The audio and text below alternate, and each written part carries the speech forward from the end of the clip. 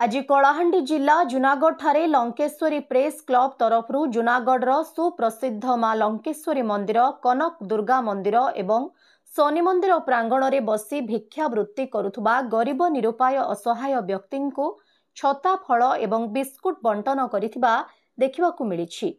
एथिरे लंकेश्वरी प्रेस क्लबर सभापति दुर्योधन माझी, उपदेष्टा प्रदीप पट्टनायक, उपसभापति गयाराम पुजारी, संपादक पूर्णचंद्र पाणिग्राही एवं प्रेस क्लबर सदस्य तथा बालेश्वर सोनानी, जगन्नाथ नायक, कृष्णचंद्र लहजल, चंद्रध्वज नायक, लावण्य नायक एवं भवानी गहिरी समेत क्लबर